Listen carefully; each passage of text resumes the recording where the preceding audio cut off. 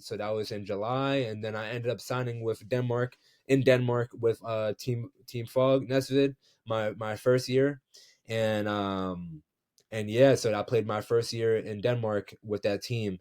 We had an American head coach. We had, I think there was like 9, 10 Americans on the team, and most of us were rookies. I think we probably had Yeah. two or three guys that two or three guys that were probably second year guys or third year guys, but everybody else were rookies.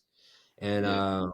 yeah, it was like a quick transition from being in the States. Then next thing you know, I'm flying to 9, 10 hours away to a whole different part of the world that I've never even heard of, and that I'm gonna be living there for the next 10 months. So, but yeah, I ended up playing there, and we made it to the finals. We won the cup against Bakken, and we made it to the finals. And I had a big throughout the season. My role got bigger and bigger, and I was able to become a starter by the end of the season. And in the finals, I played very well, averaging a double double in the finals as well, 13 points and 10 rebounds. And that was against Bakken. And next thing you know, the next season they wanted me, and I played with them, and we had a great year, and we won the championship this year. So.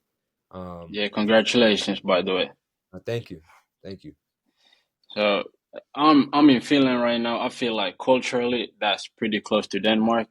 Yeah. And I also like 2 years back, I think I was in New York for a couple of weeks. Okay, yeah. So me personally, I feel like the States and here in the Scandinavian, I feel like it's a huge culture difference. So Of could you course. speak on like the first couple of weeks you was here, and what was that like the biggest shock of going from like America to coming here, Northern Yes. Europe? Yeah, like you said, it's a different environment, different culture, just a different experience in total. I remember first off, it's a 6 hour time difference off rip. Yeah, So when I landed and got to, Nesvid, it was I had to adjust to the time difference. I remember we lived in a team house, so we had two team houses, one with 2 floors, 3 people on each floor. Everybody had their own room and kind of like their own living room, and then we shared the bathrooms, the common bathrooms, and the showers in the kitchen.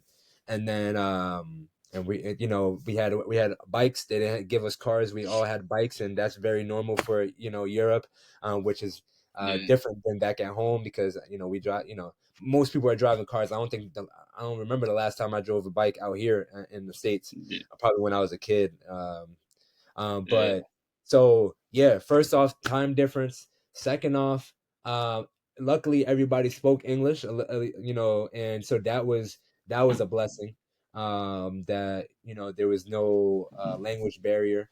Um, and like I said, I was very lucky for my first year to have so many other Americans on my team, and then also have an American head coach. So that was easy to just adjust to on the court stuff, because we all come from the same area. So, we're yeah, all we all understand each other. Now going to Bakken, where we have a European coach, and more Europeans on the team, more Danish players on the team. We had probably 4 or 5 Americans, and then the rest of the guys, the 7, 8 guys, were Danish. So but besides, they spoke English, and my whole thing was, I just wanted to immerse myself in the culture. I didn't want to be one of those Americans that just stayed to themselves, or didn't try to enjoy you know what we're here for. We're here to play basketball, but yeah, we're also having the experience to travel the world, see different parts of the world, enjoy different cultures, enjoy different foods, just experience the whole thing. So I always try to immerse myself into the culture, try different foods, even if I eat everything. Even if I didn't yeah. like the food, like pause. But even if Boss, I yeah, didn't like the food, like I would always try to, do my best to just try to just enjoy what the Danish people were trying to show me, or like the different foods that they had, just get into the culture.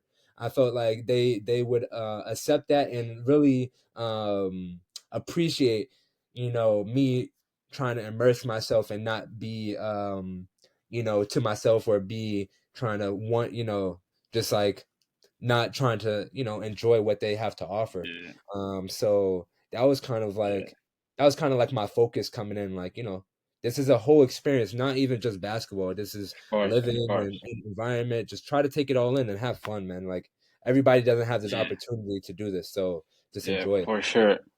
So I know a couple Americans that have like played in Europe, and like in general, a lot of Americans when they come out here, they're like, let me get this money and let me go like Yeah, let me go back home.